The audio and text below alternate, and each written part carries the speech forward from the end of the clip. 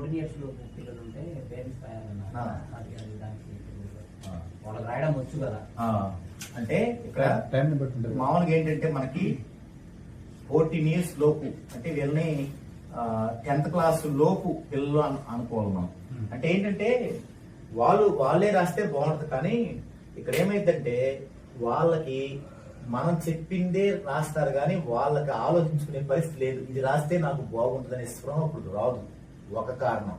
రెండో కారణం ఏంటంటే వాళ్ళకి వర్క్ ఉంటుంది బాగా. వాళ్ళకి చదువుని ట్యూషన్ అవి ఉంటాయి. వాళ్ళు ఒక టైం మెయింటైన్ చేయలేరు. ఏదో మొక్కుబడిగా అప్పచెప్పినట్టుగా చేయగలుగుతారు అనమాట. అందుకని వాస్తవంగా ఏంటంటే వాళ్ళు రాయాల్సిన అవసరం లేదు. ఫస్ట్ ఎప్పుడు రాయాల్సిన అవసరం ఉంటుందంటే వాళ్ళల్లో ఏదన్నా వీక్నెస్ మనం గుర్తించినప్పుడు. అంటే చదువు బాగా రావట్లేదు, ఇది కష్టపడిన తగిన చదువు రావట్లేదు, లేదా ఎక్కువ నాగాలు పడుతున్నాయి, వీళ్ళు ఎగ్గొడుతున్నారు స్కూలు, లేదా ఈ మధ్య స్నేహితులు ఎక్కువై సవాసాలు ఎక్కువైనాయి, లేదా మన మాట వినటం లేదు, ఇలాంటివి ఉంటేనే వాళ్ళకి రాయాల్సిన అవసరం ఉంది. లేదా నాకు హెల్త్ ఇష్యూ ఉంది, ఇలాంటి 14 years లోపు అసలు రాయాల్సిన అవసరం లేదు. వాళ్ళకి మనం పిలుచుకుంటే చాలు. వాళ్ళని మనం బయట కూడా పిలవాల్సిన అవసరం లేదు. అంతవరకు సరిపోతుంది. ఇచ్చిన కనెక్షన్ మనం అంతే. ఇంకోటి సార్, ఇప్పుడు నేనున్న 6 నెంబర్ నా లక్కీ, 5 నెంబర్ కాదు. మా పాపకి ఇచ్చారు ఎగ్జాంపుల్ 5, అది నేను రాస్తున్నా. ఆ ఎఫెక్ట్ 5 నా మీద పడదా? పడదు. ఎందుకంటే ఇక్కడ మీరు రాసే నెంబర్ ఎఫెక్ట్ ఎవరి మీద పడదు. వాళ్ళు రాసినా పడదు. ఇప్పుడు 6 మీరు రాస్తున్నారు, 6 నెంబర్ మీ మీదే పడదు. మీ మీద పడేది ఏంటంటే మీ యొక్క నేమ్ యొక్క పవర్. అది నెంబర్ పవర్ కాదు, మీ నేమ్ పవర్. ఎవరి మీద పడింది? మీ మీద కాదు పడేది. మీ నేమ్ మీరు రాసిన మీ మీద కాదు పడేది, మీ కెరియర్ అంటే మీ యొక్క ఫ్యామిలీ మీద పడింది అది. అంతే. ఇప్పుడు పిల్లలకి రాస్తున్నాం, పిల్లలకి అసలు వాళ్ళు కాదు ఎవరైనా రాయొచ్చు. మీరు ఈ ఊర్లో కాకుండా మీరే ఇంకొక ఊర్లో ఉన్నారు, మీ బంధువులు అమ్మగారు, ఆమె రాయొచ్చు అక్కడుండి. ఇక్కడ ఎవరు రాస్తున్నారు ఎక్కడ రాస్తున్నారని కాదు, ఫలానా పేరు రాస్తున్నాం, ఫ్యామిలీకి వర్తిస్తుంది అనమాట. అంతే. అందుకని అలా రాయొచ్చు. ఇప్పుడు 41 days రాయమన్నారు. ఎగ్జాంపుల్ ఒక రోజు మర్చిపోయాం, దాన్ని తెల్లారి రోజు రాయొచ్చు. 2 కలిపి రాయకూడదు. ఇప్పుడు మర్చిపోయాం, మర్చిపోతే ఏమవుద్ది? మళ్ళీ స్టార్ట్ చేస్తాం, మళ్ళీ ఫస్ట్ నుంచి 41 సార్లు రాయాల్సిన వాళ్ళు 39 అయిపోయి 40 మర్చిపోయి రాసిన వాళ్ళు కూడా ఉన్నారు. అయితే నష్టం లేదు. దాన్నే తెల్లారి 2 రోజులు డేట్లు వేసి రాయొచ్చు. అంత అవసరం ఏముంది? ఇప్పుడు ఇది మనది మనం బాగుంటానికి ఇప్పుడు 39 రోజులు రాసాం. అదంతా మనకి గ్యాదర్ అవుద్ది, క్యారీ అవుద్ది మనకి పవర్.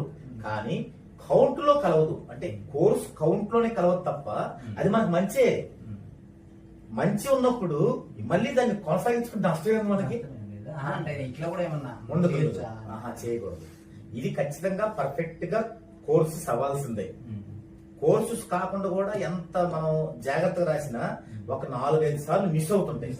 ఆ మిస్ అయినవన్నీ మంచిదే, మనకి నష్టం అయితే కాదు. మీరు కొంచెం ఎక్కువ కష్టపడుతున్నారు అంతే. ఇప్పుడు దానికంటే అంతే ఫస్ట్ నుంచి రావాలి. అంటే అక్కడ ఏమైందంటే అలా ఫస్ట్ నుంచి వచ్చేటప్పుడు ఇప్పుడు ఎందుకు మర్చిపోతారు? కాన్సన్ట్రేషన్ లేక. ఎందుకు కాన్సన్ట్రేషన్ లేదు? సమస్యల భారం అయి ఉండదు. అయితే ఏంటంటే సమస్యలు పోవటానికి కదా ఇదంతా మనం చేసేది. ఇది లేకపోతే ఎట్లనే పట్టుదల వచ్చింది దాంట్లోంచి. ఆ పట్టుదలలో ఇంకా పాజిటివ్ ఎక్కువ వస్తుంది.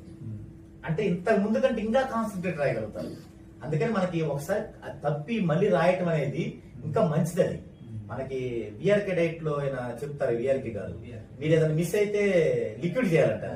బాధపడాల్సిన అవసరం లేదు, ఇంకా మంచిది. ఎన్నిసార్లు లిక్విడ్ చేస్తే అంత మంచిదే కదా, బాధపడేదే ఉంది.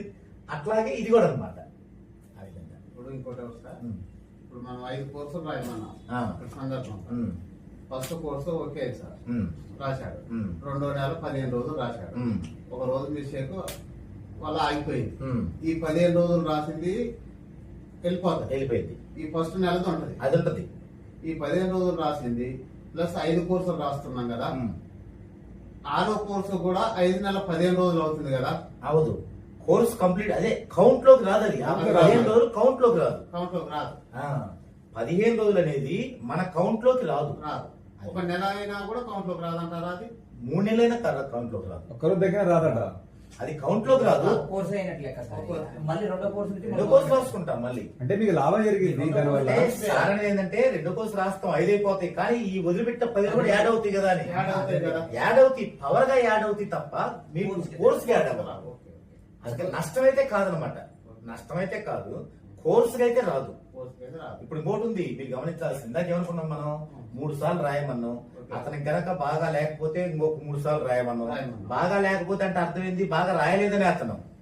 ఇప్పుడు మీరు 15 సార్లు రాసి మర్చిపోయారంటే బాగా రాయనట్టే, రైట్. ఫస్ట్ కోర్సు కూడా రాయనట్టే. మనం ఒప్పుకొని తెలియాల్సిన విషయం. Okay, okay. ఎందుకంటే మీరు ఆ యొక్క పీస్ఫుల్ లో లేరు, లేదు. మీకు తెలియకుండానే. ఉండాలనే తపన ఉంది, ఉండాల్సిన బాధ్యత, అవసరం, కష్టం ఉంది, కానీ అది రావట్లేదు. రావట్లేదు. కానీ మనం ఏంది, మనం అనుకుంటాం ఇది నేను బాగానే చేశా, ఓకే చేసామనుకొని చేద్దాం, సరే. అందుకని అది రాదు. ఇంకొక విషయం కూడా ఏంటంటే, మనం ఎప్పుడైతే బాగా రాసినా, ఇప్పుడు 5 రాయాల్సి వచ్చి 6 రాసాం అనుకోండి, ఓకే. పర్ఫెక్ట్ గా 6 రాసాం 5 రాయాల్సి వచ్చి, అప్పుడు ఏం చేయాలంటే మనం అంటే తెలిసిన వాళ్ళం, అప్పుడు ఏం చేయాలంటే ఇక్కడ ఇందాక మనకి ఇట్లా అన్ని చూసి 1 రాయొచ్చు, 3 రాయొచ్చు, 5 రాయొచ్చు, 4 రాయకూడదు అన్నాం కదా. మీకు 4 వచ్చింది అనుకోండి, మీరు పర్ఫెక్ట్ గా రాశారని మీకు అర్థమైంది అనుకోండి, ఇంకొకటి అదనంగా రాయాలి. అప్పుడు ప్రాబ్లం వస్తుంది. అది పర్ఫెక్ట్ గా రాసి ఉంటే. రాసింటే. కానీ రాసిన వాళ్ళకి డ్రాపింగ్ ఉండదు. నేను గమనించిన వాళ్ళలో పర్ఫెక్ట్ గా రాసిన వాళ్ళు డ్రాపింగ్ ఉండదు, ఉండదు. ఛాన్సే లేదనమాట. అది ఉంటే అట్లుంటాయి, కొన్ని 15 రోజులు 20 రోజులు అట్లుంటాయి, అది మనకు అన్కౌంటబుల్. కోర్సు రాసిన వాళ్ళకైతే అలా ఉండదు. ఓకే, ఇది ఏంటి మనం చేస్తుంది, course writing. Course writing. Okay, okay. Next ఎన్ని రోజులు రాయాలి, ఎన్ని కోర్సులు రాయాలి,